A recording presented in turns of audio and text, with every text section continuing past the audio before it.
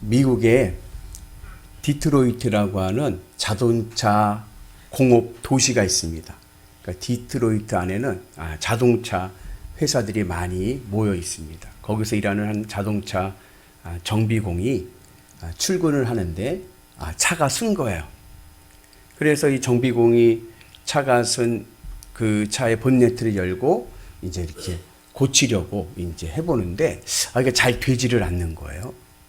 한참 애를 먹고 있는데 노신사가 와서 물어봅니다. 뭐가 고장이 났습니까? 그러니까는 이 정비공이 퉁명스럽게 별일 아닙니다. 이제 이렇게 이야기를 했습니다. 그런데도 이 노신사가 가지를 않고 같이 이렇게 뻔히 이렇게 보고 있는 거예요. 그러더니 이 노신사가 어느 한쪽을 이렇게 만집니다.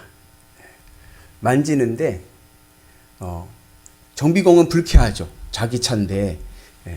그리고서 한동안 만지다가 이제 이 노신사가 정비공한테 이야기를 하는 거예요. 이제 한번 신동을 한번 걸어 보시죠. 이렇게 이야기를 합니다. 차 시동을 거는데 차시에 시동이 탁 걸리는 거예요. 정비공이 깜짝 놀랐죠. 내가 정비공인데 나도 못 고치는데. 근데 보니까는 정비공 같지는 않은 거예요, 노신사가.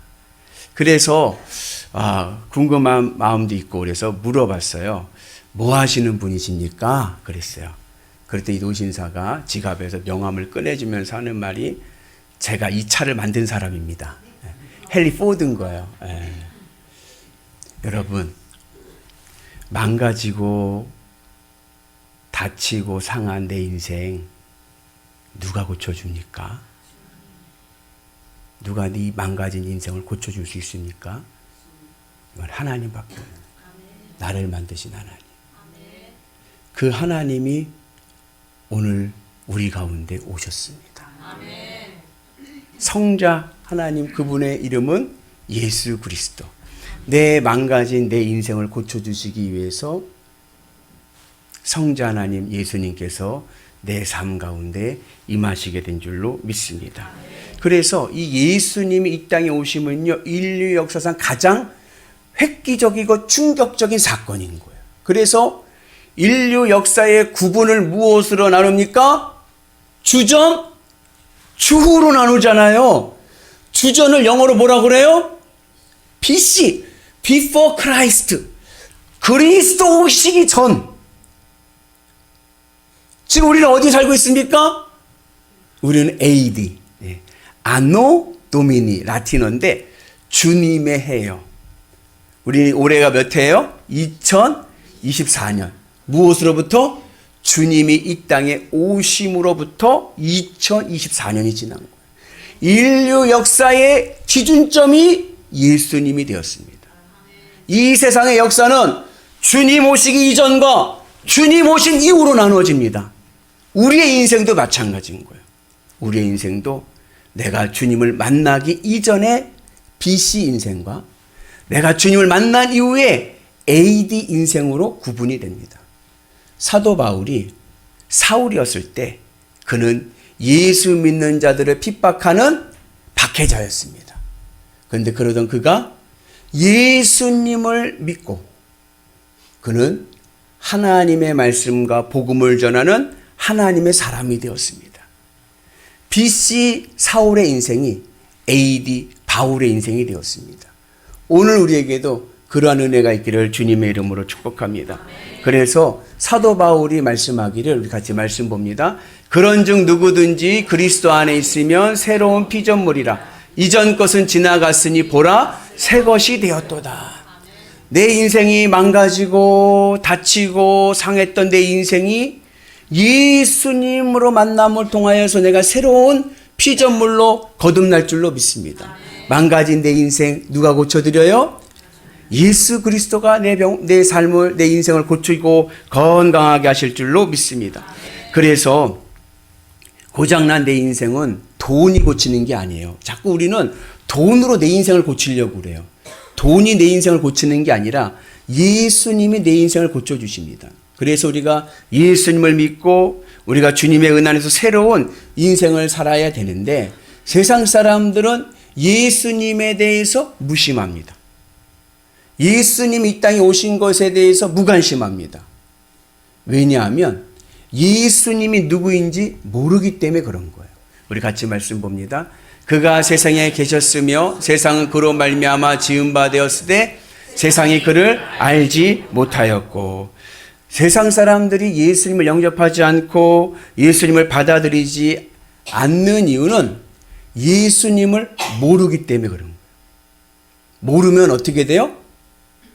무식하면 용감해지는 거예요. 그래서 예수님을 핍박하는 거예요. 제가 초등학교 2학년 때 저 초등학교 2학년 때 저희 학교에 아이들이 많아서 오전반, 오후반이 있었습니다. 전순정 권사님도 오전반, 오후반 있으셨나요? 아, 좋은 학교. 우리 양승석 장로님 오전반, 오후반 있으셨나요? 그죠? 저희 학교는 반이 16반까지 있어, 16반. 근데도 많아가지고 오전반, 오후반이 있었어요. 오후반일 때, 제가 초등학교 2학년 때인데, 오후반은 점심시간 이후에 모입니다. 그래서 12시 반까지 학교에 와서 1시에 이제 수업을 시작을 하는 거예요. 그러면 좀 일찍 와서 좀 점심시간에 놀기도 하고 그러다가 이제 저와 같은 경우는 저희 학교 이제 2학년 교실이 앞에 조그만 운동장 같은 데가 있어요. 거기에 학년별로 반별로 줄을 쫙 서는 거예요. 그러면 한 12시 한 50분, 12시 45분 그때 입시를 하는 거예요. 줄 맞춰서. 그냥 막 들어가는 게 아니라 줄 맞춰서 이렇게 들어가는 거예요. 반장의 인도에 따라서 이렇게 들어가는 거예요. 그런데 하루는 저랑 가장 친했던 친구랑 제가 싸움이 붙었어요. 예. 장난이 심하게 되니까 싸우게 되는 거예요. 그리고 장난치다가 이게 과격해져가지고 싸움이 난 거예요. 싸워가지고 막 서로 막 그냥 욕하고 막 주먹질하고 막 싸우는데 어느 한 아저씨가, 그때 제 기억으로는 한 50대 중반 정도 된 아저씨예요. 그 아저씨가 저하고 제 친구하고 막 싸우는데 와서 말리는 거예요. 하지마 하고 말리니까 저하고 제 친구하고 아저씨가 뭔데요? 하면서 또 아저씨한테 또 뭐 욕해대면서 제가 욕을 잘합니다. 그래가지고 욕을 막 해대면서 아저씨들을 막 댐기고 아저씨한테 주먹질하고 막 그랬어요. 근데 뭐 초등학교 2학년짜리들이 뭐 힘이 돼요. 초등학교 이제 어른 아저씨한테 이제 제압을 당했죠. 혼이 났죠. 그리고 나서 이제 입실 시간이 되고 들어갔어요. 들어가서 이제 반에 앉아서 또 놀잖아요. 까불고 노는데 우리 담임 선생님이 안 들어오시고 그 아저씨가 들어오는 거예요. 우리 담임 선생님 아기나러 간 거예요. 임신하셨는데 아기나러 가가지고 임시 담임 선생님 오셨는데 그분이 그 아저씨였던 거예요. 아이고, 근데 그것도 모르고 만약에 제가 담임 선생님이거나 학교 선생님인 걸 알았으면 하지마 그럼 네 그럴 텐데 모르니까 무식하면 용감하다고 그냥 막 아저씨가 뭔데 하면서 막 아저씨들 막 욕을 막 날렸잖아요. 아이고, 큰일 났다. 나는 이제 찍혔구나. 아니나 다를까. 그 선생님이 한 석 달 정도 임시 담임 선생님 하셨는데 그동안에 그분의 그 심부름은 제가 다 했습니다. 야, 이거 옆방 갖다 드려라. 뭐 좀 해라. 심부름 하면서 얼마나 미안하고 죄송하든지. 모르면 용감한 거예요. 왜 세상에 예수님이 오셨는데 예수님을 핍박하고 십자가에 못 박으셨는가? 예수님이 누구인지 모르기 때문에 그런 거예요. 그래서 요한복음 1장에서는 예수님이 누구이신지를 말씀합니다. 예수님은 누구이신가? 예수님은요, 이 세상을 창조하신 창조주 하나님이십니다. 예수님은 누구이신가? 예수님은 우리를 구원하신 구세주가 되십니다. 그리고 예수님은 빛이 되십니다. 어둠을 밝히는 빛이 되십니다. 여러분, 우리 안에 어두운 면이 있습니다. 내 안에 감추고 싶은 어두운 것들이 있어요. 죄가 있습니다. 근데 빛이신 예수님이 오시면 내 안에 있는 것들이 다 드러납니다. 좋으세요? 싫으세요? 미국의 한 시골 마을에 새로 담임 목사님이 부임하셨습니다. 보통 미국은 다 기독교인들이라 그 마을의 교회 하나가 그 마을을 다 대표하는 거예요. 그 마을 사람들이 다 그 교회를 다닙니다. 우리나라는 광화가 그렇죠. 강화도가 마을마다 교회가 있고 그 마을 사람들이 90% 이상이 다 그 교회 교인인 거예요. 근데 새로 담임 목사님이 부임하셨는데, 그리고서 담임 목사님 보시고 이제 이사하시고 마을을 이렇게 돌아보시는 거예요. 돌아보시는데 독특한 걸 하나 보게 된 거예요. 그것은 뭐냐면 교인들이, 그 마을 사람들이 저녁을 먹고 그리고 산에 올라가서 벌목을 하는 거예요. 나무를 자르는 거예요. 그래서 야, 독특하다. 왜 낮에 안 하고 저녁 먹고 이렇게 할까? 이상하다 하고서 돌아보는데 보니까 그 산 밑에 입구에 이런 표지판이 써 있습니다. 벌목 금지. 벌목을 하면 안 되는 산인 거예요. 근데 이 마을 사람들이 그것을 벌목을 해갖고 나무를 팔아서 경제활동을 하는 거예요. 첫 주 부임 설교를 하십니다. 이 목사님께서. 제목은 도둑질하지 말라. 그리고서는 말씀을, 그렇다고 어떻게 직격탄을 날리겠어요. 돌려 이렇게 얘기했겠죠. 말씀이 너무 은혜스러웠어요. 그러니까 교인들도 도둑질하지 말라라는 제목이 좀 의아했지만 목사님 말씀이 너무나도 은혜스러운 거예요. 그래서 예배 마치고 나서 이제 목사님 예배당 문 앞에서 기다리시고 성도들 나오면 인사하잖아요. 그 목사가 예배 마치고 인사할 때 제일 듣고 싶은 말이 뭔지 아세요? 은혜 받았습니다요. 네.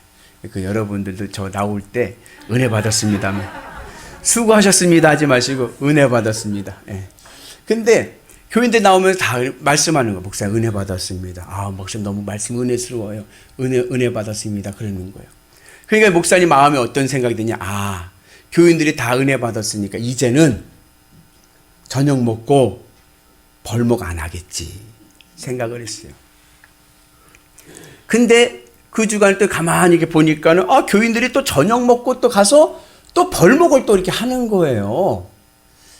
그래서 목사님께서 이게 말씀이 아직 저기가 됐나 보다. 이해를 잘 못했나 보다 생각이 들어서 두 번째 주 설교 제목도 똑같습니다. 뭐라고요? 도둑질하지 말라. 지난주 설교를 그대로 하셨어요. 여러분, 제가요 오늘 한 설교를 다음 주에 하면 여러분들 기억하실 것 같아요? 못하실 것 같아요?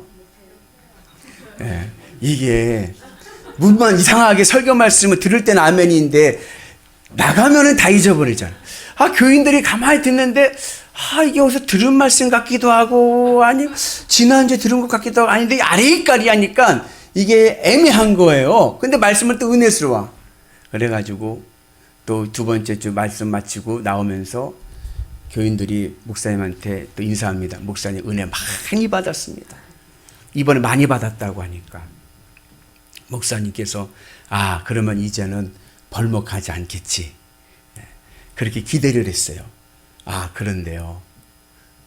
또 저녁 먹고 또 가서 또 벌목들을 하는 거예요. 세 번째 주가 됐습니다. 말씀의 제목은 도둑질하지 말라. 똑같은 말씀을 3주 연속 하는 거예요. 이제 교인들이 알았습니다. 뭘 알았어요? 우리 목사님 실력 없구나. 어떻게 똑같은 설교를 3주 연장할 수 있을까? 우리가 돌머리인 줄 아나? 교인들은 눈치챘어요. 이게 똑같은 설교를 3번이나 하고 있구나. 우리 목사님 너무 실력 없다. 교인들이 예배 마치고 나가는데요. 이번에는요. 아무 말 하지 않고 나가는 거예요. 근데 목사님은 그걸 뭐로 받아들였냐면 깨달은 바가 많아서 말을 못하고 가는구나. 그래가지고서는 이제는 벌목하지 않겠지 그랬어요. 그랬더니 또 저녁 먹고 가서 또 벌목을 하는 거예요.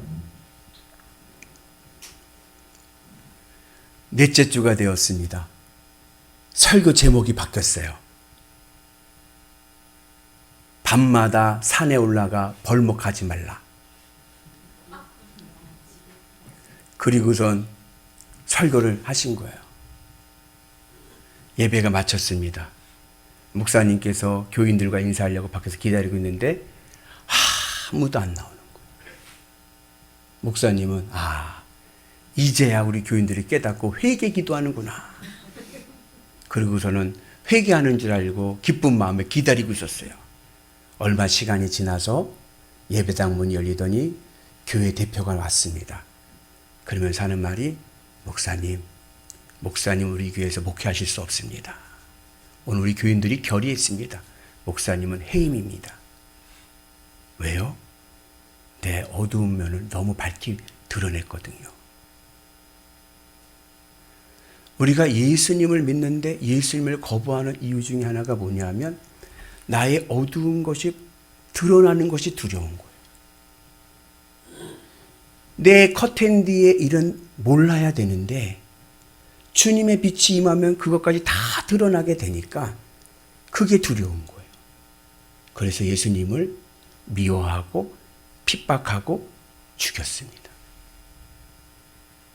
그런데 여러분, 예수님을 믿으면, 내가 예수님의 빛을 내 마음속에 모시게 되면요, 내 어두웠던 것들이 밝아지면서 그것이 치유되고 회복될 줄로 믿습니다. 두려움이 아니라 그것이 나에게 능력이 되고 기쁨이 되고 생명이 될 줄로 믿습니다. 그래서 오늘 사도 요한이 말씀합니다. 예수님은 빛이시다. 그러니 영접하라. 영접한다는 것은 내 마음에 모시라는 거예요. 내 마음에 받아들이라는 겁니다.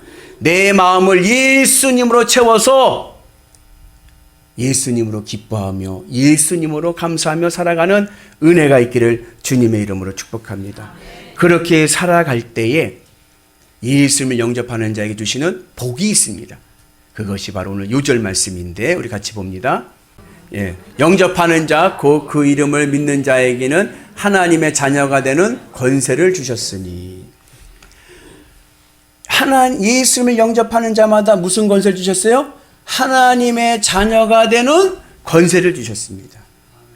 하나님의 자녀가 되는 권세가 오늘 우리 가운데 임하기를 주님의 이름으로 축복합니다. 그런데 이 하나님의 자녀가 되는 권세를 누리는 예수님을 영접하는 자가 많지가 않은 거예요. 예수님께서 말씀하시기를 같이 봅니다. 좁은 문으로 들어가라. 멸망으로 인도하는 문은 크고 그 길이 넓어 그리로 들어가는 자가 많고 생명으로 인도하는 문은 좁고 길이 협착하여 찾는 자가 적음이라. 여러분, 예수님이 이 땅에 오신 지 2024년이 지났습니다. 온 세계에 볼 때 여러분, 기독교인 수가 많습니까? 비기독교인 수가 많습니까? 우리나라를 봅시다. 우리나라에 복음이 들어온 지 120년이 넘었습니다. 우리나라 인구 중에 예수 믿는 인구가 많습니까? 예수님 안 믿는 인구가 더 많습니까? 예수님 안 믿는 인구가 더 많죠. 기독교 인구 해봐야 한 20% 정도? 요즘 20%도 안 될지도 몰라요. 여러분, 우리가 오리에 빠지는 것 중에 하나가 뭐냐면 다수결의 원리입니다. 우리는 다수가 옳다라고 생각을 해. 그러나 다수가 다 옳지 않을 수도 있는 거예요. 제가 초등학교 때 선생님한테 들은 이야기인데 다수결의 오류 중에 하나가 나무꾼 3명이 나무하러 올라갔습니다. 나무하러 올라가서 나무를 하다가 점심시간이 돼서 점심을 먹고 쉬는 시간에 논쟁이 붙었어요. 무슨 논쟁이 붙었냐면 공자와 맹자 중에 누가 스승인가? 누가 스승이에요? 한 나무꾼이 이야기합니다. 공자가 스승이다. 그리고 다른 한 친구가 아니야, 맹자가 스승이야 그랬어요. 그랬다가 옆에 있던 한 친구가 하는 말이 맞아, 맹자가 스승이야. 원래는 공자와 맹자는 100년 정도 차이가 날 거예요. 그죠? 예. 공자의 제자의 제자가 맹자입니다. 예. 근데 2대1로 순간 맹자가 스승이 돼버린 거예요. 다수가 옳다라고 생각하지만 성경은 말씀합니다. 좁은 길로 가라. 기독교 예수 믿는 수가 적지만 예수님이 길이요 진리요 생명입니다. 물론 다수결은 무슨 의사를 결정할 때 편리함을 주지만 그것이 항상 옳은 것은 아니에요. 그 성경의 원리가 민주주의의 다수결이 아닙니다. 여러분 성경 어디에서 투표했다는 얘기가 있습니까? 어디 이스라엘이 국민 투표하던가요? 아니요. 이스라엘은 하나님이 다스리시는 신정주의입니다. 하나님의 말씀이 곧 진리요 생명입니다. 그래서 예수님을 믿는 이들은 적지만 그들이 구원을 받고 하늘 백성 되는 은혜가 있게 될 줄로 믿습니다. 그래서 오늘 우리가 주님의 은혜 안에서 길이요 진리요 생명이신 예수님을 믿음을 통하여서 우리가 생명의 길로 가고 행복한 길로 가는 위대한 성도 되는 은혜가 있기를 주님의 이름으로 축복합니다. 그래서 내가 예수님을 영접하면 나에게 무슨 권세가 주어져요? 하나님의 자녀가 되는 권세가 주어질 줄로 믿습니다. 하나님의 자녀, 아버지와 자식의 공통점이 있어야 됩니다. 여러분 부모와 자녀의 공통점이 무엇이 중요한지 아세요? 예? 외모보다 더 중요한 것이 있습니다. 뭐가 맞아야 부모 자식 관계가 맞아요? 예, DNA가 맞아야 되는 거예요. 내가 하나님의 자녀라고 하면 나에게 하나님의 자녀의 DNA가 있어야 됩니다. 그것이 무엇입니까? 그게 바로 믿음인 거예요. 예수님을 영접하는 믿음이 있을 때 오늘 내가 하나님의 자녀가 되고 하나님의 자녀의 권세를 누릴 줄로 믿습니다. 하나님의 자녀의 권세는 크게 두 가지입니다. 첫째는 뭐냐? 하늘 천국이 내 것이 될 줄로 믿습니다. 하나님께서 우리를 위해서 예비하신 영원한 나라가 오늘 내 집 될 줄로 믿습니다. 그리고 이 땅에서 우리가 구하는 것마다 응답받는 놀라운 은혜가 임하게 될 줄로 믿습니다. 그래서 자녀의 권세가 있어요. 자녀의 권세는 뭐냐면 부모님에게 뻔뻔하게도 달라고 하는 권세입니다. 자녀가 마지막 보루가 어디입니까? 부모님인 거예요. 없으면 누구에게 달려가요? 부모님에게 달려가죠. 부모의 권세가 있습니다. 부모의 권세는 뭐예요? 주고도 또 주는 권세인 거예요. 자식이 달라고 하면 계속 줘. 왜요? 사랑하니까. 하나님 자녀의 권세 중에 최고의 권세는 뭐냐? 하나님 앞에 부르짖어 기도할 수 있는 권세입니다. 구하라 그리하면 주실 것이요. 찾으라 그리하면 찾을 것이요. 두드리라 그러면 열릴 것이니. 여러분 주님의 은혜 안에서 이 하나님의 자녀의 권세를 누리는 은혜가 있기를 축복합니다. 그래서 필요하거나 어려운 일 있으면 어떻게 해요? 그냥 달라고 하세요. 부르짖어 기도할 때 하늘의 은혜와 응답이 임하게 될 줄로 믿습니다. 어떻게 우리가 하나님의 자녀가 됩니까? 예수님을 영접해야 돼요. 영접한다는 것은 뭐예요? 내 마음에 모시는 겁니다. 내 마음에 받아들이는 겁니다. 그러기 위해서는 어떻게 해야 돼요? 내 마음의 문을 열어야 돼요. 우리 같이 말씀 봅니다. 볼지어다 내가 문 밖에 서서 들으노니 누구든지 내 음성을 듣고 문을 열면 내가 그에게로 들어가 그로 더불어 먹고 그는 나와 더불어 먹으리라. 주님께서요 우리의 문 앞에 서서 우리 마음의 문 앞에 서서요 노크하십니다. 여러분 그런 성화 많이 보셨죠? 세상의 빛이라고 하는 주제로 그려진 성화입니다. 예수님께서 한밤중에 새벽인지 하여튼 등불을 들고 문 앞에서 노크하는 성화가 있어요. 근데 그 성화들 보면요 공통점이 있어요. 작가들은 달라도 공통적으로 그려진 그림의 내용이 있습니다. 그것은 뭐냐면 그 문에 손잡이가 없어요. 그림의 대표적인 하나인데 예수님께서 우리의 마음의 문을 여시는데 손잡이가 밖에는 없어요. 어떻게 해야 돼요? 내가 열어야 돼요. 마음의 문을 엽시다. 내 마음을 예수님 앞에 마음의 문을 열 때 빛 대신 예수님께서 내 마음에 상한 것, 아픈 것 치료해 주시고 밝게 하시고 내 삶을 새롭게 일으켜 주실 줄로 믿습니다. 그래서 우리 모두가 하나님의 자녀가 되는 권세를 누리는 위대한 성도 되시기를 주의 이름으로 축복합니다. 예수님은 이 땅에 빛으로 오셨습니다. 망가진 내 인생 누가 고쳐줍니까? 예수님밖에 없어요. 예수님을 내 마음에 모시고 예수님으로 기뻐하며 살아가면 하나님 자녀의 권세가 하늘 천국과 이 땅의 복을 열 줄로 믿습니다. 그 은혜가 오늘 우리 가운데 마시기를 주님의 이름으로 축복합니다.